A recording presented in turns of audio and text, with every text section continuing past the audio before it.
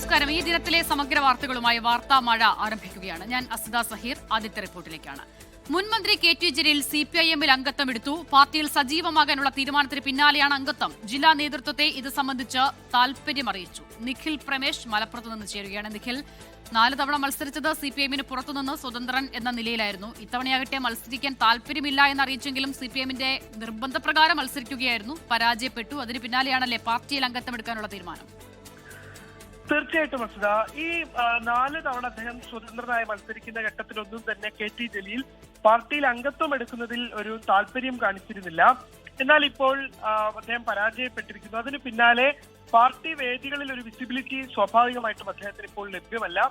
MLA എന്നുള്ള തരത്തിൽ അദ്ദേഹത്തിന് വലിയ സ്വീകാര്യത അണികൾക്കിടയിലും ഒക്കെ ലഭിക്കുന്ന സാഹചര്യം ഉണ്ടായിരുന്നു. ആ സ്വീകാര്യത ഇപ്പോഴും നിലനിൽക്കുന്നുണ്ടെങ്കിലും ഈ പാർട്ടി വേദികളിൽ ഒരു സാഹചര്യം നിലവിലത്തെ പശ്ചാത്തലത്തിൽ ഇല്ല. ഈ സാഹചര്യത്തിലാണ് കെ ടി ജലീൽ CPIM-ൽ അംഗത്വം എടുക്കാൻ തയ്യാറെടുക്കുന്നത്.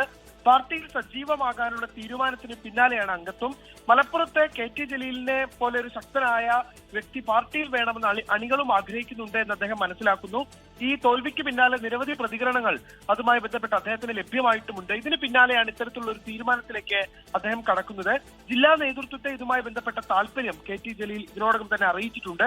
ഈ പശ്ചാത്തലത്തിൽ CPIM-ന്റെ ഒരു സംഘടനാ സംവിധാനം അറിയിച്ചതിൽ ചില മാനദണ്ഡങ്ങളുണ്ട്, ചില പ്രൊസീജിയേഴ്സ് പൂർത്തിയാക്കേണ്ടതുണ്ട്. അപ്പോൾ സ്വാഭാവികമായിട്ടും അത് പൂർത്തിയാക്കി അധികം വൈകാതെ തന്നെ കെ ടി ജലീലിന് അംഗത്വം നൽകാൻ സാധ്യതയുണ്ട് എന്നുള്ളതാണ് മനസ്സിലാക്കുന്നത്. നേരത്തെ പല ഘട്ടത്തിൽ പാർട്ടി തന്നെ ജലീലിനോട് അംഗത്വം നൽകാമെന്നുള്ള തരത്തിലുള്ള സൂചനകൾ നൽകിയിരുന്നു. എന്നാൽ ആ ഘട്ടത്തിൽ വിമുഖത പ്രകടിപ്പിച്ചിരുന്ന കെ ടി ജലീൽ ഇപ്പോൾ തനിക്ക് അംഗത്വം വേണമെന്ന് പാർട്ടിയോട് അങ്ങോട്ട് ആവശ്യപ്പെട്ടിരിക്കുകയാണ്. ശരി, നിഖിൽ പ്രമേഷാണ് വിവരങ്ങൾ നൽകിയത്. അംഗത്വം എടുക്കാനുള്ള താല്പര്യം കെ ടി ജലീൽ അറിയിച്ചിരിക്കുന്നു. ഇനി CPIM ആണ് തീരുമാനമെടുക്കേണ്ടത്. തിരുവനന്തപുരം അട്ടക്കുളങ്ങര സെൻട്രൽ ഹൈസ്കൂൾ കോമ്പൗണ്ടിലെ കെട്ടിടം തകർന്നു വീണു. സമഗ്ര ശിക്ഷ കേരളയുടെ ഓഫീസ് കെട്ടിടത്തിന്റെ ഒരു ഭാഗമാണ് തകർന്നത്. സംഭവത്തിൽ വിദ്യാഭ്യാസ മന്ത്രി N ഷംസുദ്ദീൻ റിപ്പോർട്ട് തേടി. കോർപ്പറേഷൻ ഫിറ്റ്നസ് കൊടുത്ത കെട്ടിടങ്ങളിൽ ഉൾപ്പെടുന്ന കെട്ടിടമല്ല തകർന്നതെന്ന് മേയർ VV രാജേഷ് പ്രതികരിച്ചു.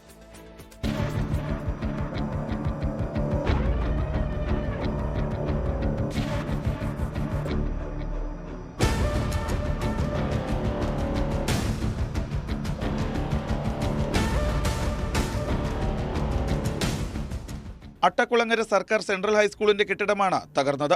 അപകടത്തിൽ ആർക്കും പരിക്കില്ല. പല കെട്ടിടങ്ങളായുള്ള സ്കൂളിന്റെ ഒരു കെട്ടിടത്തിന്റെ പകുതിയോളം വരുന്ന ഭാഗമാണ് തകർന്നു വീണത്. ഫിറ്റ്നസ് പരിശോധിക്കേണ്ടത് ഞങ്ങളുടെ അജണ്ടയിൽപ്പെട്ടതല്ല. ഇത് പരിശോധിക്കേണ്ടത് നഗരസഭയുടെ ഈ അക്കാഡമിക് ഇയർ തുടങ്ങുന്നതുമായി ബന്ധപ്പെട്ട് ഫിറ്റ്നസ് കൊടുക്കേണ്ട മാർഗരേഖയിൽ പരിശോധിക്കേണ്ട ഒരു മന്ദിരമല്ല.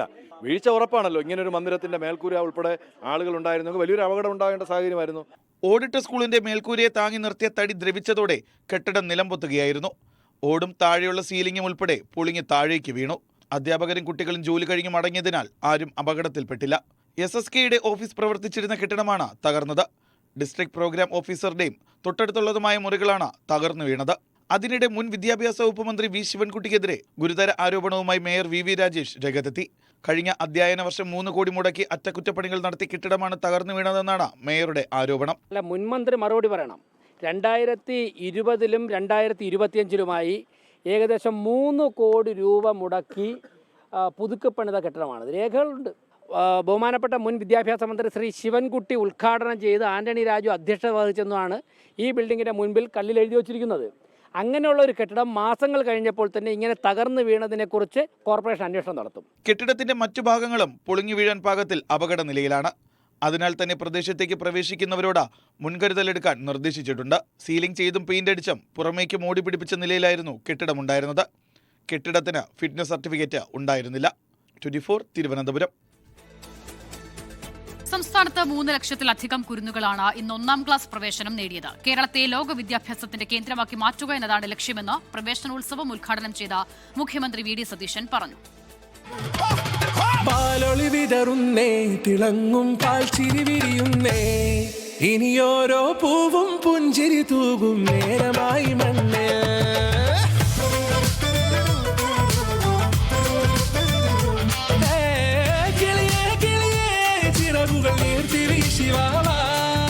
മധ്യവേനൽ അവധിക്ക് ശേഷം സ്കൂൾ തുറന്നപ്പോൾ 42 ലക്ഷം വിദ്യാർത്ഥികളാണ് ഇന്ന് വിദ്യാലയങ്ങളിൽ എത്തിയത്. 3,10,000 കുട്ടികൾ 1-ാം ക്ലാസ്സിൽ പ്രവേശനം നേടി. തിരുവനന്തപുരം പട്ടം ഗവൺമെന്റ് ഗേൾസ് ഹയർ സെക്കൻഡറി സ്കൂളിൽ വർണ്ണാഭമായ സംസ്ഥാനതല ഉദ്ഘാടനം.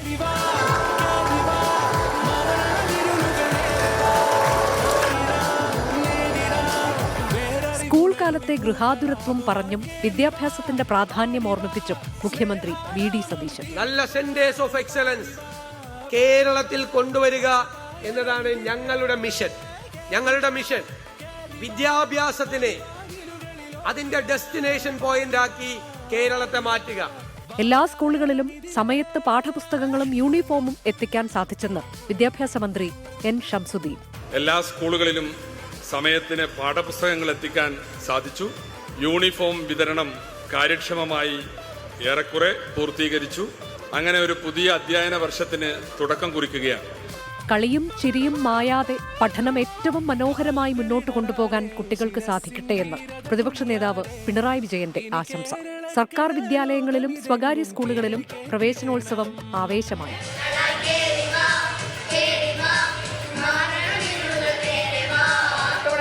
തകർക്കോ ഈ വർഷം?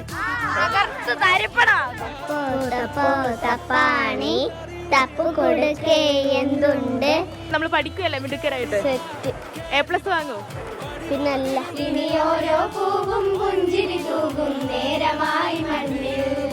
കരച്ചിലും പിണക്കവുമില്ലാതെ എന്ത് പ്രവേശനോത്സവം?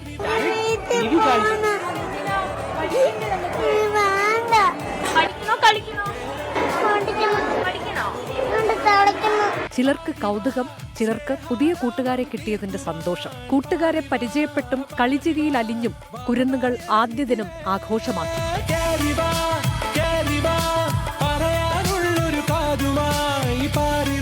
അക്ഷരലോകത്തേക്ക് കാലെടുത്ത് വയ്ക്കുന്ന കുരുന്നുകൾക്ക് 24-ന്റെ ആശംസകൾ. News desk 24.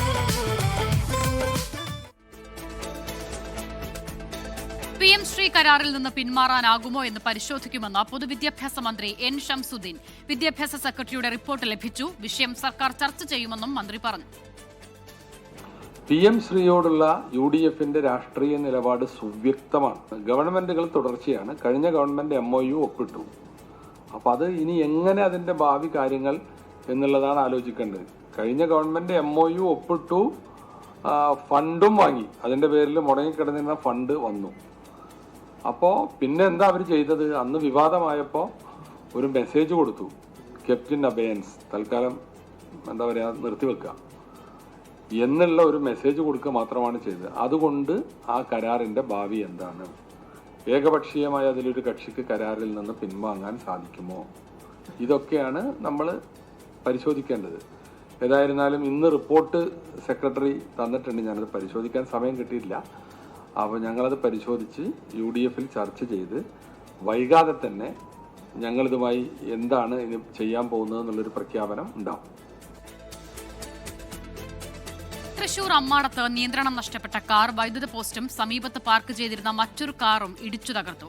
പുള്ളു സ്വദേശി രഘുവും ഭാര്യയും സഞ്ചരിച്ചിരുന്ന കാറാണ് അപകടത്തിൽപ്പെട്ടത്. ഇന്നലെ രാത്രി നടന്ന അപകടത്തിന്റെ CCTV ദൃശ്യങ്ങൾ 24-ന് ലഭിച്ചു. ആദ്യം ദൃശ്യങ്ങളിലേക്ക്.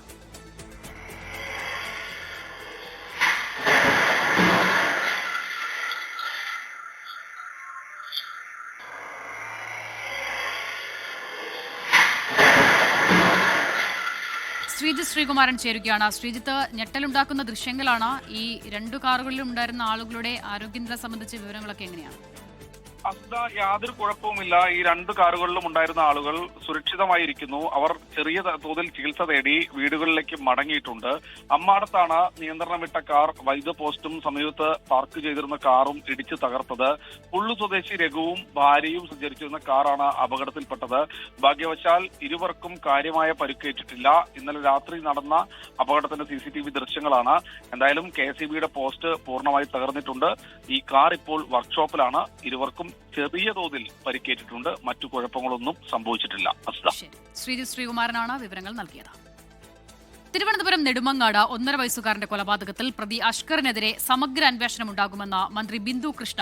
തുടർ ചികിത്സയ്ക്ക് ആവശ്യമായ സഹായങ്ങൾ ഉണ്ടാകും. മെഡിക്കൽ കോളേജ് റീഹാബിലിറ്റേഷൻ സെന്ററിൽ അഷ്കറിന്റെ ആദ്യ ഭാര്യ ആമിനയെ സന്ദർശിച്ച ശേഷമായിരുന്നു പ്രതികരണം. 24 എൻകൗണ്ടറിൽ മന്ത്രി ആമിനയെ നേരിട്ട് കാണുമെന്ന് ഉറപ്പു നൽകിയിരുന്നു. മുഖ്യപ്രതി അഷ്കറിന്റെ ആദ്യ ഭാര്യയായ ആമിന നേരിടേണ്ടി വന്ന ശാരീരിക പീഡനം, ചിറയൻകീഴ് സ്വദേശിയായ യുവതിയുടെ മരണം തുടങ്ങിയ ആരോപണങ്ങളിൽ സമഗ്ര അന്വേഷണം ഉണ്ടാകുമെന്നാണ് വനിതാ ശിശുക്ഷേമ വകുപ്പ് മന്ത്രി ബിന്ദു കൃഷ്ണയുടെ ഉറപ്പ്. പ്രത്യേക അന്വേഷണ സംഘത്തെ നിയോഗിക്കാനുള്ള ഇടപെടൽ നടത്തും. സർക്കാർ ആമിനയ്ക്കും കുടുംബത്തിനുമൊപ്പമെന്നും പ്രതികരണം.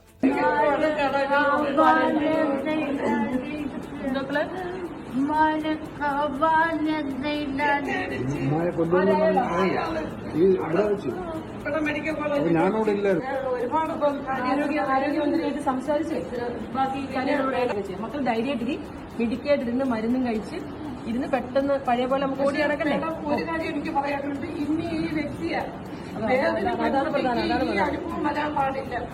പിഞ്ചു കുഞ്ഞിനോട് ഭർതൃഗൃഹത്തിലെ പീഡനത്തെക്കുറിച്ച് 6 കേസ് പരാതികൾ ആവർത്തിച്ച് കൊടുത്തിട്ടും കേസെടുത്തില്ല എന്ന് പറയുന്ന പോലീസിന്റെ നിഷ്ക്രിയത്തെ ഒരു കാരണവശാലും നമുക്ക് വിശ്വസിക്കാൻ പോലും ആകാത്തതാണ്. ആ കുട്ടിയുടെ രംഗം കണ്ടാൽ നമുക്ക് സഹിക്കാനാവുന്നില്ല. അതിൻ്റെ ചികിത്സയും മറ്റു കാര്യങ്ങളും ആരോഗ്യവകുപ്പ് മന്ത്രിയുമായിട്ട് ആലോചിച്ച് ഒപ്പം വനിതാ ശിശുക്ഷേമ വകുപ്പിൻ്റെയും കൂടി നേതൃത്വത്തിൽ കാര്യങ്ങൾ ചെയ്ത് അത് സർക്കാരുമായിട്ട് മുഖ്യമന്ത്രിയുമായിട്ട് കൂടി ആലോചിച്ച് അത്തരത്തിൽ കാര്യങ്ങളാണ്. സർക്കാരിന്റെ ഇടപെടലിൽ ആമിനയുടെ കുടുംബത്തിന് തൃപ്തിയുണ്ട്. മകളെ ജീവിതത്തിലേക്ക് തിരികെ കൊണ്ടുവരാൻ സഹായം ആവശ്യമെന്നും പിതാവ് ഷെരീഫ് പറയുന്നു. എല്ലാ കാര്യങ്ങളും ചെയ്യാമെന്ന് പറഞ്ഞിട്ടുണ്ട്. അവരെ ക്രൂരമായിട്ട് മർദ്ദിച്ചായിരുന്നു സാറിനെ, എൻ്റെ മോളെ, അവർ 3 പേരും കൂടി. മെഡിക്കൽ കോളേജിലെ റീഹാബിലിറ്റേഷൻ സെന്ററിലെത്തിയാണ് ആമിനയെ ബിന്ദു കൃഷ്ണ കണ്ടത്. പിന്നാലെ മരിച്ച 1.5 വയസ്സുകാരന്റെ അമ്മൂമ്മയും പിതാവിന്റെ വീട്ടിലും മന്ത്രി സന്ദർശനം നടത്തി. പിതാവിന്റെ വീട്ടിലാണ് കുഞ്ഞിന്റെ സംസ്കാര ചടങ്ങുകൾ നടന്നത്. 24 തിരുവനന്തപുരം. തിരുവനന്തപുരം നെടുമങ്ങാട് 1.5 വയസ്സുകാരനെ കൊലപ്പെടുത്തിയ കേസിലെ പ്രതി അഷ്കറിനെതിരെ ഗുരുതര ആരോപണവുമായി ആദ്യ ഭാര്യ ആമിനയുടെ കുടുംബം. മകൻ മുഹമ്മദിന്റെ മരണത്തിലും ദുരൂഹതയുണ്ടെന്നാണ് പിതാവ് ഷെരീഫിന്റെ ആരോപണം. മുഹമ്മദിന്റെ മരണത്തിൽ പ്രത്യേക അന്വേഷണം വേണമെന്നും കുടുംബം ആവശ്യപ്പെടുന്നു.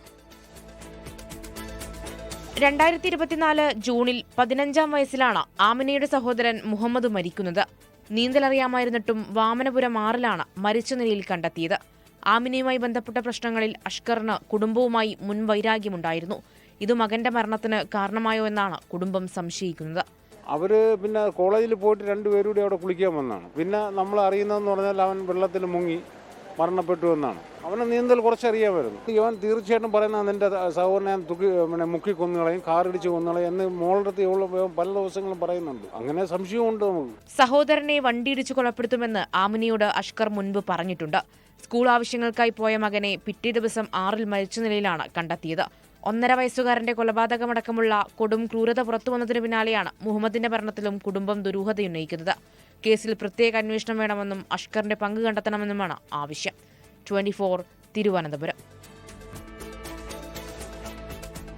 എറണാകുളം കുട്ടമ്പുഴയിൽ വീടിന് നേരെ കാട്ടാനാക്രമണം. മാമലക്കണ്ടം സ്വദേശി ഡെനീഷ് ജോസഫിന്റെ വീടിന് നേരെയാണ് ആക്രമണമുണ്ടായത്. ലിഡിയ ജേക്കബ് ചേരുകയാണ് കൊച്ചിയിൽ നിന്നും. ലിഡിയ, എന്തൊക്കെയാണ് വിശദാംശങ്ങൾ? അസിത, കോതമംഗലം കുട്ടമ്പുഴയിലാണ്. കുട്ടമ്പുഴ പഞ്ചായത്തിലെ മാമലക്കണ്ടത്താണ് വീടിന് നേരെ കാട്ടാനാക്രമണം ഉണ്ടായിരിക്കുന്നത്. ഇന്ന് രാവിലെയാണ് സംഭവം. മാമലക്കണ്ടം ചാമപ്പാറ സ്വദേശി ഡെനീഷ് ജോസഫിന്റെ വീടാണ് കാട്ടാന ആക്രമിച്ചത് എന്നുള്ളതാണ്. ഇത് ഈ കുറഞ്ഞ കാലത്തിനിടെ ഇത് 4-ാം തവണയാണ് ഇതേ വീട് കാട്ടാന ആക്രമിക്കുന്നത് എന്നുള്ളതാണ്. ഈ കാട്ടാന ശല്യം സ്ഥിരമായുള്ള സ്ഥലം കൂടിയാണ്. ഈ വീടിന്റെ അകത്തേക്ക് കാട്ടാന വരികയും വീടിന്റെ ഉള്ളിലുള്ള സാധനങ്ങളൊക്കെ നശിപ്പിക്കുകയും ഒക്കെ ചെയ്തിട്ടുണ്ട്. മാത്രമല്ല വീടിനും വലിയ രീതിയിലുള്ള നാശനഷ്ടം സംഭവിച്ചിട്ടുണ്ട് എന്നുള്ളതാണ്. എന്തായാലും ഈ ആക്രമണ സമയത്ത് കുടുംബം മറ്റൊരു സ്ഥലത്തായിരുന്നു. അതുകൊണ്ട് തന്നെ വലിയ അപകടം ഒഴിവായിട്ടുണ്ട്. എന്തായാലും ഈ ഒരു തുടർച്ചയായിട്ടുള്ള കാട്ടാന ആക്രമണത്തിൽ കുടുംബം പരാതി നൽകാൻ ഒരുങ്ങുകയാണ്. കൃത്യമായിട്ടുള്ള നടപടികളൊന്നും സ്വീകരിക്കുന്നില്ല എന്നുള്ളതാണ് ആക്ഷേപം. ലിഡിയ ജേക്കബാണ് വിവരങ്ങൾ നൽകിയത്. മാസപ്പടി കേസിലെ ഇഡി അന്വേഷണത്തിൽ CMRLന് താൽക്കാലിക ആശ്വാസം. വെള്ളിയാഴ്ച വരെ തുടർ നടപടി പാടില്ലെന്ന ഹൈക്കോടതി. ഇഡി അന്വേഷണം തടയണമെന്ന CMRLന്റെ ഹർജിയിൽ വെള്ളിയാഴ്ച വിധി പറയും. നിരപരാധിത്വം തെളിയിക്കാൻ അന്വേഷണം പൂർത്തിയാക്കാൻ അനുവദിക്കുകയല്ലേ വേണ്ടതെന്ന് CMRLനോട് കോടതി ചോദിച്ചു. എൻഫോഴ്സ്മെന്റ് ഡയറക്ടറേറ്റിന് ഈ കേസ് അന്വേഷിക്കാൻ അധികാരമില്ലെന്ന വാദമാണ് CMRL ഉന്നയിച്ചത്. ECR ഇടാൻ SFIO റിപ്പോർട്ട് മാത്രം പോരെന്ന് CMRLനു വേണ്ടി സിദ്ധാർത്ഥ ലൂത്ര വാദിച്ചു. SFIO കംപ്ലൈന്റ് രജിസ്റ്റർ ചെയ്തിട്ടുണ്ട്. തുടരന്വേഷണം വേണമെന്ന് EDയും നിലപാടെടുത്തു. അന്വേഷണം തടസ്സപ്പെടുത്തുന്നത് എന്തിനെന്നും നിരപരാധിത്വം തെളിയിച്ചാൽ ക്ലീൻ ചീറ്റ് ലഭിക്കുമല്ലോ എന്നും CMRLനോട് കോടതി ചോദിച്ചു. CMRL, ED, CMRL ജീവനക്കാർ എന്നിവരുടെ വാദമാണ് ഡിവിഷൻ ബെഞ്ച് കേട്ടത്. 3 മണിക്കൂർ നീണ്ട വാദത്തിനൊടുവിൽ വെള്ളിയാഴ്ച വിധി പറയാമെന്ന നിലപാട് കോടതി സ്വീകരിച്ചു. വിധി വരുന്നതുവരെ കേസിൽ തുടർ നടപടികൾ പാടില്ലെന്നും കോടതി EDക്ക് നിർദ്ദേശം നൽകി. EDക്ക് വേണ്ടി അഡീഷണൽ സോളിസിറ്റർ ജനറൽ ഹാജരായി. വെള്ളിയാഴ്ച വിധി വന്ന ശേഷം തുടർ തീരുമാനമെടുക്കാമെന്ന നിലപാടിലാണ് ED ഉള്ളത്. വിഷ്ണു സുരേഷ്, 24, കൊച്ചി. തൃശൂർ ചെമ്പൂക്കാവിലെ മൃഗശാലയിലെ സിംഹം ചത്തു. പ്രായാധിക്യത്തെ തുടർന്നുള്ള ആരോഗ്യ പ്രശ്നങ്ങളാണ് മരണകാരണമെന്നാണ് പ്രാഥമിക നിഗമനം. ശ്രീജിത്ത് ശ്രീകുമാരൻ ചേരുകയാണ്. ശ്രീജിത്ത് പറഞ്ഞോളൂ. 15 വയസ്സാണ് അസിത. ഈ ആകാശ് എന്നാണ് ആ സിംഹത്തിന്റെ പേര്. തൃശ്ശൂരിലെ ഒരു പ്രധാന ആളുകൾക്ക് കാഴ്ചയ്ക്ക് ഇമ്പം നൽകുന്ന ഒരാൾ തന്നെയായിരുന്നു ഈ ആകാശ്. എന്തായാലും ഇന്ന് വൈകുന്നേരത്തോടു കൂടിയാണ് ഒരുപാട് പ്രശ്നങ്ങൾ ഉണ്ടായിരുന്നു. കഴിഞ്ഞ കുറച്ച് ദിവസങ്ങളായി ഇത്തരത്തിലുള്ള പ്രശ്നങ്ങൾ അനുഭവിക്കുകയായിരുന്നു എന്നാണ് മനസ്സിലാക്കുന്നത്. എന്തായാലും ഇന്ന് വൈകുന്നേരത്തോടു കൂടി മരണം സ്ഥിരീകരിക്കുകയായിരുന്നു. പോസ്റ്റ്മോർട്ടത്തിന് ശേഷം സംസ്കാരം നടക്കും. കാണികൾക്ക് ഇവിടെ വരുന്ന തൃശ്ശൂരിൽ വരുന്ന കാണികൾക്ക് ഒരു കണ്ണിന് ഇമ്പം നൽകുന്ന ഒരാൾ തന്നെയായിരുന്നു ആകാശ് എന്ന 15 വയസ്സുകാരനായ സിംഹം. എന്തായാലും സിംഹം ചത്തിരിക്കുന്നു. ശ്രീജിത്ത് ശ്രീകുമാരനാണ് വിവരങ്ങൾ നൽകിയത്. മറ്റൊരു വാർത്തയിലേക്ക്. വിലക്കയറ്റത്തിൽ വീർപ്പുമുട്ടുകയാണ് ജനം. അതിനിടെ രാജ്യത്ത് വാണിജ്യ ആവശ്യത്തിനുള്ള പാചകവാതക സിലിണ്ടർ വില വീണ്ടും കൂട്ടി. 19 കിലോ സിലിണ്ടറിന് കൊച്ചിയിൽ 46 രൂപ വർദ്ധിപ്പിച്ചു. ഇതോടെ ഹോട്ടൽ കാറ്ററിംഗ് സർവീസുകൾ വീണ്ടും പ്രതിസന്ധിയിലായി. ഗാർഹിക സിലിണ്ടർ വിലയിൽ മാറ്റമില്ലെങ്കിലും വർധനവ് ഉണ്ടാകുമോ എന്ന ആശങ്കയിലാണ് ജനങ്ങൾ. മാസാദ്യം തന്നെ പാചകവാതക വാണിജ്യ സിലിണ്ടറിന് വില കൂട്ടി എണ്ണ കമ്പനികൾ. 19 കിലോ സിലിണ്ടറിന് കൊച്ചിയിൽ 46 രൂപ വർദ്ധിച്ചു. 3131 രൂപയാണ് 19 കിലോഗ്രാം LPG സിലിണ്ടറുകളുടെ കൊച്ചിയിലെ വില. ഡൽഹിയിൽ 42 രൂപയും കൊൽക്കത്തയിൽ 53.50 രൂപയുമാണ് വർദ്ധിപ്പിച്ചത്. ഇതോടെ വിലക്കയറ്റം വീണ്ടും രൂക്ഷമാകും. ഹോട്ടൽ കാറ്ററിംഗ് സർവീസ് മേഖല വീണ്ടും പ്രതിസന്ധിയിലാകും. ഓർഡർ ഉണ്ട്, പക്ഷേ നമുക്ക് അതനുസരിച്ച് ഗ്യാസ് ഇല്ലാത്ത കാരണം കൊടുക്കാനുള്ള ഒരു ബുദ്ധിമുട്ടാണ്. ഇനിയിപ്പോൾ നമുക്ക് വില കൂട്ടാൻ പറ്റില്ലല്ലോ. ഒരു പ്രാവശ്യം കൂട്ടിക്കഴിഞ്ഞാൽ പിന്നെ എപ്പോഴും കൂട്ടാൻ പറ്റില്ല. ഗ്യാസിന്റെ ഇത് ലഭ്യത ഒരുപാട് കുറവാണ്. ഇപ്പോൾ നേരത്തെ നമുക്ക് എത്ര വേണമെങ്കിലും കിട്ടും, ഇപ്പോൾ കിട്ടുന്നില്ല. ഇപ്പോൾ ഒരുപാട് മെനൂസ് എല്ലാം ഞങ്ങൾ കുറച്ചു. വിലവർദ്ധനവിൽ കേന്ദ്ര സർക്കാരിനെതിരെ വിമർശനവുമായി കോൺഗ്രസ് രംഗത്തെത്തി. 5 മാസം കൊണ്ട് സിലിണ്ടറിന് ഇതുവരെ 1572 രൂപ വർദ്ധിച്ചു. വില വർദ്ധിപ്പിക്കുന്ന പ്രധാനമന്ത്രിയുടെ നടപടി തുടരുമെന്നും കോൺഗ്രസ് വിമർശിച്ചു. ഗാർഹിക സിലിണ്ടർ വിലയിൽ മാറ്റമില്ലെങ്കിലും വർധനവുണ്ടാകുമോ എന്ന ആശങ്കയിലാണ് ജനങ്ങൾ. News desk 24. മിൽമയുടെ പുതുക്കിയ പാൽ വിലയും ഇന്നു മുതൽ പ്രാബല്യത്തിൽ വന്നു. നീല കവർ ഇനി മുതൽ 30 രൂപയ്ക്കാണ് ലഭിക്കുക. മിൽമ തൈരിന് കിലോയ്ക്ക് 10 രൂപയും കൂടി. ഇന്ധന LPG വില വർധനവിന് പിന്നാലെയാണ് മിൽമ പാലിന്റെ വില കൂട്ടിയതും പ്രാബല്യത്തിൽ വന്നിരിക്കുന്നത്. 1 ലിറ്റർ പാലിന് 4 രൂപയാണ് ഒറ്റയടിക്ക് കൂട്ടിയത്. മിൽമ ഏജന്റുമാർ വിലക്കയറ്റത്തിൽ ആശങ്ക പ്രകടിപ്പിക്കുകയാണ്. ലിറ്ററിന് മുകളിൽ 4 രൂപ. അപ്പോൾ ഒരു 500-ന് 30 രൂപ, 28-ന് 30 രൂപ. ബുദ്ധിമുട്ട് തന്നെയാണ്, ജനങ്ങൾ ബുദ്ധിമുട്ട് തന്നെയാണ്, കച്ചവടക്കാർക്കും ബുദ്ധിമുട്ടാണ്. നിർത്തില്ല, നമുക്ക് കൊടുക്കും. ഇനി കൊടുക്കും. ആൾക്കാർക്ക് ചായ കുടിക്കണമല്ലോ, അത് കൂട്ടും. 2 രൂപ കൂട്ടുമ്പോൾ. LPG ഇന്ധന വില വർധനവിൽ ഹോട്ടലുകളും ചായക്കടകളും പ്രതിസന്ധി നേരിടുകയാണ്. പാൽ വില കൂടി കൂട്ടിയതോടെ ചായക്കടക്കം കൂടുതൽ പണം നൽകേണ്ട സ്ഥിതിയായി. സാധാരണ ജനങ്ങൾ വിലക്കയറ്റത്തിനെതിരാണ്. ഇപ്പോൾ ഒരുപാട് മെനൂസ് എല്ലാം ഞങ്ങൾ കുറച്ചു. 1200 കുറ്റിയാണ്, ഇപ്പോൾ 3300 46 രൂപ. ഇപ്പോൾ ഓരോ ദിവസം കൂടിക്കൊണ്ടിരിക്കുകയാണ്. നമുക്ക് പെട്ടെന്ന് വില കൂട്ടാൻ പറ്റത്തില്ലല്ലോ കസ്റ്റമർക്ക്. ഇപ്പോൾ പെട്ടെന്ന് 5ഉം 10 കൂട്ടാമെന്ന് പറഞ്ഞാൽ അവരെ കൊണ്ട് താങ്ങാൻ പറ്റുന്ന കാര്യമല്ല. സ്കൂൾ തുറക്കുന്ന സമയം സാധാരണ കുടുംബങ്ങളിൽ അധിക ചെലവിന്റെ കാലമാണ്. ഈ വേളയിൽ പാലിനും വില കൂട്ടിയത് അക്ഷരാർത്ഥത്തിൽ കൂനിന്മേൽ കുരുവായി മാറുകയാണ്. 24 കോഴിക്കോട്. CBSE വെബ്സൈറ്റ് തകരാറിൽ കടുത്ത നടപടികളിലേക്ക് കേന്ദ്ര വിദ്യാഭ്യാസ മന്ത്രാലയം. വീഴ്ച വരുത്തിയ ഉദ്യോഗസ്ഥർക്കെതിരെ നടപടിയെടുക്കും. പുനർമൂല്യനിർണ്ണയ പോർട്ടൽ ഉടൻ പ്രവർത്തനക്ഷമമാകുമെന്ന് CBSE അറിയിച്ചിട്ടുണ്ട്. നീറ്റ് ചോദ്യപേപ്പർ ചോർച്ചയിൽ പാർലമെന്ററി വിദ്യാഭ്യാസ സ്റ്റാൻഡിംഗ് കമ്മിറ്റി വീണ്ടും യോഗം ചേർന്നു. നീറ്റ് UG പുനഃപരീക്ഷ കമ്പ്യൂട്ടർ അധിഷ്ഠിതമാക്കണമെന്നാവശ്യപ്പെട്ടുള്ള ഹർജിയിൽ അടിയന്തരവാദം കേൾക്കാൻ വിസമ്മതിച്ചു സുപ്രീംകോടതി. CBSE വെബ്സൈറ്റ് തകരാറിൽ വീഴ്ച വരുത്തിയവർക്കെതിരെ നടപടിയെടുക്കാൻ ഒരുങ്ങുകയാണ് കേന്ദ്ര വിദ്യാഭ്യാസ മന്ത്രാലയം. ഓൺ സ്ക്രീൻ മാർക്കിംഗ് സംവിധാനവുമായി ബന്ധപ്പെട്ട് CBSE ഏർപ്പെട്ട കരാർ പ്രക്രിയയുടെ വിശദമായ റിപ്പോർട്ട് വിദ്യാഭ്യാസ മന്ത്രാലയം തേടി. കരാർ പ്രക്രിയയിൽ ക്രമക്കേടുകൾ കണ്ടെത്തിയാൽ ഉത്തരവാദികളായ ഉദ്യോഗസ്ഥർക്കെതിരെ നടപടിയുണ്ടാകുമെന്ന് വിദ്യാഭ്യാസ മന്ത്രാലയ വൃത്തങ്ങൾ അറിയിച്ചു. പോർട്ടലിലെ പോരായ്മകളുമായി ബന്ധപ്പെട്ടും നടപടി സ്വീകരിക്കും. ഇതുവരെ നൽകിയ CBSEയുടെ വിശദീകരണത്തിൽ കേന്ദ്ര വിദ്യാഭ്യാസ മന്ത്രാലയം അതൃപ്തിയിലാണ്. CBSE വെബ്സൈറ്റ് തകരാർ നാളെ ചേരുന്ന പാർലമെന്ററി സ്റ്റാൻഡിംഗ് കമ്മിറ്റി ചർച്ച ചെയ്യും. സർക്കാർ ആ കാര്യത്തിൽ അലംഭാവം തുടരുകയാണ് ചെയ്തത്. അപ്പോൾ പാർലമെന്ററി സമിതി എന്നുള്ള നിലയിൽ തുടർച്ചയായിട്ടുള്ള വാണിങ്ങുകളാണ് സർക്കാരിന് നൽകിക്കൊണ്ടിരുന്നത്. അപ്പോൾ ഉണ്ടായിട്ടുള്ള വീഴ്ചകൾ സംബന്ധിച്ച് അത് 1, 2, 3, 4 എന്നുള്ള നിലയിൽ പോയിന്റ് ഔട്ട് ചെയ്തുകൊണ്ട് വീണ്ടും ഇത്തരത്തിലുള്ള സംഭവങ്ങൾ ആവർത്തിക്കാതിരിക്കാൻ വേണ്ടിയിട്ടുള്ള കൃത്യമായ ഇടപെടൽ സർക്കാരിൻ്റെ ഭാഗത്തു നിന്നുണ്ടായേ മതിയാവും. അതുകൊണ്ടാണ് തുടർച്ചയായി പാർലമെന്ററി സമിതി ഈ കാര്യങ്ങൾ പരിശോധിച്ചുകൊണ്ട് ഉണ്ടായിട്ടുള്ള വീഴ്ചകൾ പാർലമെന്റിന്റെ ഭാഗമാക്കി മാറ്റുന്നതിന് വേണ്ടി ശ്രമിച്ചുകൊണ്ടിരിക്കുന്നത്. നീറ്റ് ചോദ്യപേപ്പർ ചോർച്ചാ വിഷയം ഇന്നും പാർലമെന്ററി വിദ്യാഭ്യാസ സ്റ്റാൻഡിംഗ് കമ്മിറ്റി ചർച്ച ചെയ്തു. മെഡിക്കൽ മേഖലയിലെ വിദഗ്ധരെ NDA തലപ്പത്തേക്ക് കൊണ്ടുവരണമെന്ന നിർദ്ദേശം യോഗത്തിലുണ്ടായി. നീറ്റ് UG പുനഃപരീക്ഷ കമ്പ്യൂട്ടർ അധിഷ്ഠിതമാക്കണമെന്നാവശ്യപ്പെട്ടുള്ള ഹർജിയിൽ അടിയന്തരവാദം കേൾക്കാൻ സുപ്രീം കോടതി വിസമ്മതിച്ചു. അവധിക്ക് ശേഷം പരിഗണിക്കാമെന്ന് സുപ്രീം കോടതി അറിയിച്ചു. 24 ഡൽഹി. ആദ്യ രാഷ്ട്രീയ നീക്കവുമായി സമൂഹ മാധ്യമങ്ങളിൽ തരംഗമായ കോക്രോച്ച് ജനതാ പാർട്ടി ശനിയാഴ്ച ജന്തർ മന്ദറിൽ പ്രതിഷേധത്തിന് ആഹ്വാനം ചെയ്തു. കേന്ദ്ര വിദ്യാഭ്യാസ മന്ത്രി ധർമ്മേന്ദ്ര പ്രധാന്റെ രാജി ആവശ്യപ്പെട്ടുള്ള പ്രതിഷേധത്തിൽ CJP സ്ഥാപകൻ അഭിജിത് ദീപ്കയും പങ്കെടുക്കും. സോഷ്യൽ മീഡിയയിലൂടെ തരംഗമായ കോക്രോച്ച് ജനതാ പാർട്ടി പ്രതിഷേധവുമായി തെരുവിലേക്ക് എത്തുകയാണ്. ഭരണഘടനയ്ക്ക് കീഴിൽ നമുക്കൊന്നിക്കാൻ സമയമായി. ഒന്നിച്ച് ശബ്ദിച്ചാൽ അവർ ഉറപ്പായും കേൾക്കും. നീറ്റ് വിവാദത്തിൽ കേന്ദ്ര വിദ്യാഭ്യാസ മന്ത്രി ധർമ്മേന്ദ്ര പ്രധാന്റെ രാജി ആവശ്യപ്പെട്ട് സമാധാനപരമായി പ്രതിഷേധം സംഘടിപ്പിക്കുമെന്നും CJP സ്ഥാപകൻ അഭിജിത് ദീപ്കെ. इतने बड़े ब्लंडर के बाद भी अगर एजुकेशन मिनिस्टर रिजाइन नहीं करते तो इसका मतलब इस देश में अकाउंटेबिलिटी नाम की कोई चीज बची ही नहीं है. इसलिए अब वक्त आ चुका है.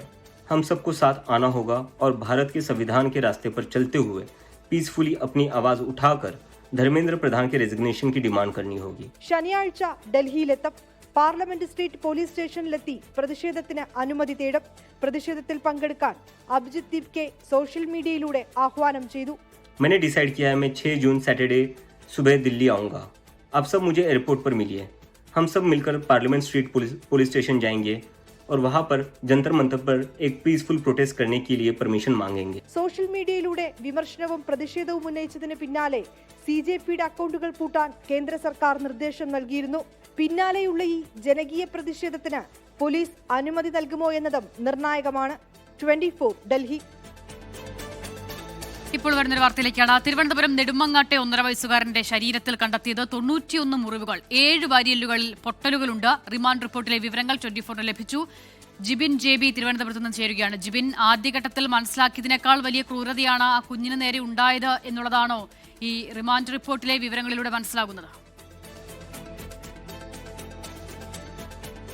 അസുഖ തന്നെയാണ്. ഞെട്ടിക്കുന്ന വിവരങ്ങളാണ് ഈ 1.5 വയസ്സുകാരന്റെ കൊലപാതകവുമായി ബന്ധപ്പെട്ട റിമാൻഡ് റിപ്പോർട്ടിൽ ഇപ്പോൾ ഉള്ളത്. കാരണം ഒന്നിച്ച് താമസിക്കാൻ ശല്യമായത് കൊണ്ടാണ് കുട്ടിയെ കൊല്ലാൻ തീരുമാനിച്ചത് അല്ലെങ്കിൽ പരിക്കേൽപ്പിക്കാൻ തീരുമാനിച്ചതെന്നാണ് ഇപ്പോൾ അർഷാദ് പോലീസിനോട് വിവരിച്ചിരിക്കുന്നത്. നേരത്തെ ഇൻക്വസ്റ്റ് നടത്തിയപ്പോൾ ലഭിച്ച വിവരമനുസരിച്ച് ഈ 1.5 വയസ്സുകാരന്റെ ശരീരത്തിൽ ഉണ്ടായിരുന്നത് 51 മുറിപ്പാടുകൾ എന്നാണ് നമ്മളെല്ലാവരും റിപ്പോർട്ട് ചെയ്തത്. ആ വിവരങ്ങളാണ് ലഭിച്ചത്. പക്ഷേ ഇപ്പോൾ പോസ്റ്റ്മോർട്ടം റിപ്പോർട്ടിൽ അനുസരിച്ച് ഡോക്ടർ കണ്ടെത്തിയിരിക്കുന്നത് ആ കുഞ്ഞിന്റെ ശരീരത്തിൽ, അതായത് 1 വയസ്സും 4 മാസവും മാത്രം പ്രായമായ കുഞ്ഞിന്റെ ശരീരത്തിൽ 91 മുറിവുകൾ ഉണ്ടായിരുന്നു എന്നുള്ളൊരു കാര്യമാണ് ഇപ്പോൾ ഈ റിമാൻഡ് റിപ്പോർട്ടിലൂടെ വ്യക്തമാവുകയും ചെയ്തിട്ടുള്ളത്. അതുമാത്രമല്ല കുട്ടിയുടെ 2 കൈകളും നേരത്തെ ഒടുങ്ങിയിരുന്നു, അതിലും അസ്വാഭാവികതയുണ്ട്. അതിന് പിന്നിലും അർഷദ് എന്നുള്ളൊരു കാര്യം കൂടി വ്യക്തമാവുകയാണ്. അതുമാത്രമല്ല ഈ കുട്ടിയുടെ 2ാം അച്ഛനെതിരെ കൊലപാതക കുറ്റം ചുമത്തിയിരിക്കുന്നു. SC/ST അട്രോസിറ്റി വകുപ്പ് ഉൾപ്പെടെ ഇതിലേക്ക് ചുമത്താൻ വേണ്ട നിയമ നടപടികളിലേക്ക് പോലീസ് കടന്നിരിക്കുകയാണ്. ഇതുമായി ബന്ധപ്പെട്ട് കുട്ടിയുടെ ആദ്യത്തെ അച്ഛൻ അഖിലിന്റെയും അതുപോലെ തന്നെ അമ്മ അഖിലയുടെയും ജാതി സർട്ടിഫിക്കറ്റ് എടുക്കാൻ കൂടി ഇപ്പോൾ പോലീസ് തീരുമാനിക്കുകയും ചെയ്തിട്ടുണ്ട്. അഖിലയ്ക്കെതിരെ പ്രേരണ കുറ്റം ചുമത്തിയിരിക്കുകയാണ്. കാരണം ഇവരോടൊപ്പം അഖിലയോടൊപ്പം ഒന്നിച്ച് ജീവിക്കുന്നതിന് ഈ കുട്ടി തടസ്സമായിരുന്നു. അതുകൊണ്ടാണ് ഈ കുട്ടിയെ കൊല്ലാൻ തീരുമാനിച്ചതെന്നാണ് അർഷാദ് ഇപ്പോൾ മൊഴി നൽകുകയും ചെയ്തിട്ടുള്ളത്. അതിനു വേണ്ടിയിട്ടാണ് കുട്ടിയെ അകാരണമായി മർദ്ദിക്കുകയും ചെയ്തിട്ടുള്ളത്. ഏറ്റവും എടുത്തു പറയേണ്ട കാര്യം കുട്ടിയുടെ വാരിയലിൽ മാത്രം 7 പൊട്ടലുകൾ ഉണ്ടായിരുന്നു എന്നുള്ളൊരു കാര്യം കൂടിയാണ് ഈ പോസ്റ്റ്മോർട്ടം റിപ്പോർട്ടിൽ വ്യക്തമായിരിക്കുന്നത്. നേരത്തെ പറഞ്ഞിരുന്നത് കുട്ടിയുടെ ശരീരത്തിൽ ഉണ്ടായിരുന്ന 51 മുറിപ്പാടുകളും മരണകാരണമായ തലയിലെ ഗുരുതരമായ ക്ഷതം അത് കാരണമുണ്ടായ ആന്തരിക രക്തസ്രാവമാണ് കുട്ടിയുടെ മരണത്തിലേക്ക് നയിച്ചത്. പക്ഷേ ഇപ്പോൾ വന്നിരിക്കുന്ന റിപ്പോർട്ട് അനുസരിച്ച് റിമാൻഡ് റിപ്പോർട്ട് പ്രകാരമാണെങ്കിൽ കുട്ടിയുടെ ശരീരത്തിൽ വാരിയലിന് മാത്രം 7 പൊട്ടലുകളുണ്ട്. ശരീരത്തിലാകെ ജിബിൻ, ഈ കണ്ടെത്തിയ മുറിവുകളിൽ പാടുകളിൽ അത് എല്ലാം മുൻപ് പലതവണയായി ഉണ്ടായതാണ് അല്ലെങ്കിൽ അർഷാദിന്റെ ഉപദ്രവത്തിലൂടെ ഉണ്ടായതാണ് എന്നുള്ളതാണ് മനസ്സിലായത്. ഇപ്പോൾ മരണകാരണവുമായി ബന്ധപ്പെട്ടാണോ ഈ വാരിയലിലെ 8 മുറിവുകൾ പൊട്ടലുകൾ അതുകൂടി കാരണമായി എന്നുള്ളതാണോ മനസ്സിലാകുന്നത്? അസുഖ തന്നെയാണ്. കാരണം ആദ്യം പുറത്തു വന്ന വിവരമനുസരിച്ച് പ്രാഥമികമായി ആദ്യഘട്ടത്തിൽ ഇതൊരു പരാതിയായി ലഭിക്കുന്നത് കുട്ടി ഭക്ഷണം കഴിക്കുന്നതിന് തൊണ്ടയിൽ ഭക്ഷണം കുടുങ്ങി മരണപ്പെട്ടു എന്നാണ് ആദ്യഘട്ടത്തിൽ പുറത്തു വന്ന വാർത്ത. അങ്ങനെ പോലീസ് ഫസ്റ്റ് FIR ഇടുന്നതും BNS 194 മാത്രം ഉൾപ്പെടുത്തിയാണ് അസ്വാഭാവിക മരണത്തിന് മാത്രമാണ് കേസ് എടുത്തിരുന്നത്. പക്ഷേ ഇൻക്വസ്റ്റ് നടപടികൾ നടത്തുന്ന സമയത്താണ് ഈ കുഞ്ഞിന്റെ ശരീരത്തിലുള്ള മുറിപ്പാടുകൾ ശ്രദ്ധയിൽപ്പെടുന്നത്. അങ്ങനെ ചെറുതും വലുതുമായിട്ടുള്ള നേരത്തെ നമ്മൾ പറഞ്ഞതുപോലെ കുഞ്ഞിന്റെ ഉള്ളംകാൽ മുതൽ തല വരെ 51 മുറിവുകൾ ഉണ്ടായിരുന്നു. അതിൽ ഈ തലയിൽ ഒരു ചെറിയ മുറിവ് മാത്രമാണ് ഉണ്ടായിരുന്നെങ്കിൽ തല പിടിച്ച അർഷദ ഈ കുട്ടിക്ക് മരണം സംഭവിക്കുന്ന ദിവസം അമ്മ വീട്ടിലല്ലായിരുന്നു. അമ്മ ഒരാഴ്ചയായി തമിഴ്നാട്ടിലായിരുന്നു. ആ സമയത്താണ് അർഷാദ ഈ കുട്ടിക്ക് മരണം സംഭവിക്കുന്ന ദിവസം ഉച്ചയോടുകൂടി കുട്ടിയെ അകാരണമായി മർദ്ദിക്കുകയും കുട്ടിയുടെ തല പിടിച്ച ചുവരിലിടിക്കുകയും കുട്ടിക്ക് തലയിൽ വലിയ രീതിയിലുള്ള ക്ഷതമേൽക്കുകയും ചെയ്തു. ചെറിയ മുറിവ് പുരുകത്തിന്റെ വശത്താണ് ഉണ്ടായിരുന്നതെങ്കിൽ പോലും കുട്ടിയുടെ തലയ്ക്ക് മാരകമായ പരിക്കുണ്ടായിരുന്നു. ഉള്ളിൽ ആന്തരിക രക്തസ്രാവം ഉണ്ടായിരുന്നു. ഇതാണ് മരണകാരണം എന്നുള്ളതായിരുന്നു ആ പോസ്റ്റ്മോർട്ടം റിപ്പോർട്ടിലെ പ്രാഥമിക കണ്ടെത്തൽ. പക്ഷേ ഇപ്പോൾ പോസ്റ്റ്മോർട്ടം റിപ്പോർട്ട് കൂടി വന്നതിന് ശേഷമാണ് ഈ റിമാൻഡ് റിപ്പോർട്ട് പുറത്തു വരുന്നത്. അതിലുള്ള വിശദാംശങ്ങൾ പ്രകാരമാണ് കുട്ടിയുടെ ശരീരത്തിൽ ഈ 91 മുറിവുകളിൽ വാരിയലിൽ മാത്രം 7 പൊട്ടലുകൾ ഉണ്ടായിരുന്നു. ഇതുകൂടിയാണ് ഈ കുട്ടിയുടെ മരണത്തിലേക്ക് നയിച്ചത് എന്നുള്ള കാര്യം കൂടിയാണ് ഇപ്പോൾ ഈ പോസ്റ്റ്മോർട്ടം റിപ്പോർട്ടിലെ വിവരങ്ങളിൽ നിന്ന് വ്യക്തമാവുകയും ചെയ്യുന്നത്. അതുമാത്രമല്ല ആദ്യഘട്ടത്തിൽ ഇത് മുൻകൂട്ടി പ്ലാൻ ചെയ്തതല്ല, അല്ലെങ്കിൽ കൃത്യമായ ഒരു ആസൂത്രണത്തോടു കൂടി നടത്തിയ കൊലപാതകമല്ല എന്നുള്ളതാണ് വന്നത്. പക്ഷേ ഇതിപ്പോൾ കൃത്യമായ ആസൂത്രണത്തോടു കൂടി തന്നെയായിരുന്നു, കൊല്ലാനുള്ള ഉദ്ദേശം ഉണ്ടായിരുന്നു എന്ന് വ്യക്തമാക്കുന്നതാണ്. അതാണ് ഇതിൽ ഏറ്റവും പ്രധാനം. ഇവിടെ ഇപ്പോൾ നോക്കൂ, ഒന്നിച്ച് താമസിക്കാൻ കുട്ടി ശല്യമായി, അതുകൊണ്ട് ഈ കൊലപാതകത്തിലേക്ക് പോയി എന്നുള്ളതാണ് ഈ റിമാൻഡ് റിപ്പോർട്ടിലെ വിവരങ്ങൾ പ്രകാരം നമുക്ക് മനസ്സിലാകുന്നത്. കുട്ടിയുടെ അമ്മയ്ക്കും ഈ ആക്രമണ വിവരങ്ങളൊക്കെ അറിയാം എന്നുള്ളത് കൂടിയുണ്ട്. പക്ഷേ മുൻപ് തന്നെ അഖിലയുടെ അമ്മ, ഈ കുഞ്ഞ് അഖിലയുടെ അമ്മയാണ് കുഞ്ഞിനെ വളർത്തിയിരുന്നത്. അഖിലയ്ക്ക് കൈമാറുന്ന ഘട്ടത്തിൽ പോലും ആ കുഞ്ഞിനെ പിന്നീടായാലും അഖിലയ്ക്ക് നോക്കാൻ പ്രയാസമുണ്ടെങ്കിൽ ഏറ്റെടുക്കാമെന്ന് പറഞ്ഞിരുന്നു. അപ്പോൾ അങ്ങനെയുള്ള സാഹചര്യത്തിലാണ് ഒന്നിച്ചു താമസിക്കാൻ ഈ കുഞ്ഞ് തടസ്സമാകുന്നുവെന്ന് തോന്നി ആ കുഞ്ഞിനെ കൊല്ലുന്നതിലേക്ക്, ഈ നിലയിൽ ഉപദ്രവിക്കുന്നതിലേക്ക് കടക്കുന്നത് എന്നതുകൂടിയുണ്ട്. ആ അമ്മയ്ക്ക് കൈമാറാമായിരുന്നു ആ കുഞ്ഞിനെ വേണമെങ്കിൽ. പക്ഷേ വലിയ ആസൂത്രണത്തോടു കൂടി കുഞ്ഞിനെ ഒഴിവാക്കുക എന്നുള്ളത് തന്നെയായിരുന്നു ലക്ഷ്യമല്ലേ? അസുഖ തന്നെയാണ്. കാരണം അഖിലയുടെ അമ്മ മാത്രമല്ല ഈ കുഞ്ഞിനെ ആവശ്യപ്പെട്ടിരുന്നത്. ഈ കുഞ്ഞിന്റെ സ്വന്തം അച്ഛനുണ്ട് അഖിൽ. അഖില 3 മാസം ഗർഭിണിയായിരിക്കുന്ന സമയത്താണ് അഖിൽ ആത്മഹത്യ ചെയ്യുന്നത്. അതിനുശേഷം ഈ കുഞ്ഞ് ജനിക്കുന്നു. കുഞ്ഞ് ജനിച്ച് ഏകദേശം 3 മാസത്തിന് ശേഷമാണ് അഖിൽ ഈ പറയുന്ന അർഷദിനൊപ്പം പോവുകയും ചെയ്യുന്നത്. അതിനുശേഷമാണ് ഈ കുഞ്ഞിനെ കൊണ്ടുപോവുകയും ചെയ്യുന്നത്. ആദ്യഘട്ടത്തിൽ നേരത്തെ പറഞ്ഞതുപോലെ അഖിലയുടെ അമ്മയോടൊപ്പമായിരുന്നു കുഞ്ഞ്. പിന്നീടാണ് ആ വീട്ടിൽ തന്നെ, കാരണം അഖിലയ്ക്ക് മറ്റൊരു സഹോദരൻ കൂടിയുണ്ട്, ഇളയ സഹോദരനുണ്ട്. അതിൽ ഇളയ സഹോദരന്റെ കുട്ടികൾ കൂടി ആ വീട്ടിലുണ്ട്. അങ്ങനെയാണ് ഈ കുട്ടിയെ മാത്രമായി അഖില പിന്നീട് കൊണ്ടുപോവുകയും ചെയ്യുന്നത്. പക്ഷേ ഏകദേശം 2 മാസം മുൻപാണ് ഈ കുട്ടിക്ക് നേരത്തെ നമ്മൾ പറഞ്ഞതുപോലെ 2 കൈയും ഒടിയുന്ന ഒരു സാഹചര്യം ഉണ്ടായത്. ആ ഘട്ടത്തിൽ കുട്ടിയെ ഏറ്റെടുക്കാമെന്ന അഖിലയുടെ അമ്മയും അതുപോലെ തന്നെ ഈ കുട്ടിയുടെ അച്ഛൻ്റെ മാതാപിതാക്കളും പറയുകയും ചെയ്തിരുന്നു. രണ്ടുപേരും കുട്ടിയെ ആവശ്യപ്പെട്ടിരുന്നു. നെടുമങ്ങാട് പോലീസ് സ്റ്റേഷനിൽ ഇത് സംബന്ധിച്ച് ഡിവൈഎസ്പിക്ക് പരാതി നൽകിയിരുന്നു. പക്ഷേ ആ ഘട്ടത്തിൽ അഖിലയാണ് കുട്ടി തന്നോടൊപ്പം നിൽക്കട്ടെ എന്നുള്ളൊരു നിലപാട് സ്വീകരിക്കുകയും പോലീസ് അമ്മ പറയുന്നതാണ് ശരിയെന്നുള്ള നിലയ്ക്ക് കുട്ടിയെ അമ്മയോടൊപ്പം വിട്ടുകൊടുക്കുകയും ചെയ്തു. പക്ഷേ അതിനുശേഷമാണ് ഈ കുട്ടിയുടെ കയ്യിലുണ്ടായിരുന്ന ഈ കൈകൾക്ക് ഏറ്റവും ക്ഷതവും അതുപോലെ തന്നെ 2 കൈ ഒടിയുന്ന സാഹചര്യം. എന്തായാലും ആദ്യഘട്ടത്തിൽ മനസ്സിലായതിനേക്കാൾ വലിയ ക്രൂരതയാണ് ആ 1.5 വയസ്സുകാരൻ നേരിട്ടത് എന്നതിന്റെ വിശദാംശങ്ങൾ കൂടിയാണ് റിമാൻഡ് റിപ്പോർട്ടിലൂടെ വരുന്നത്. 91 മുറിവുകളാണ് കുഞ്ഞിന്റെ ശരീരത്തിൽ കണ്ടെത്തിയത്. വാരിയലിന് പൊട്ടലുണ്ട്. ഒന്നിച്ച് താമസിക്കാൻ കുഞ്ഞ് തടസ്സമാകും എന്ന് തോന്നിയതാണ് കൊലപാതകത്തിലേക്ക് നയിച്ചത് എന്നുള്ള വിവരങ്ങളാണ് ഇപ്പോൾ പ്രതി പോലീസിനോട് സമ്മതിക്കുകയും ചെയ്തിരിക്കുന്നത്. ജിബിൻ ജേബിയാണ് തിരുവനന്തപുരത്ത് നിന്ന് വിവരങ്ങൾ നൽകിയത്. ഈ ക്രൂര കൊലപാതകത്തിന്റെ വിശദാംശങ്ങളിലേക്കടക്കം കൂടുതൽ ബുള്ളറ്റിനുകൾ.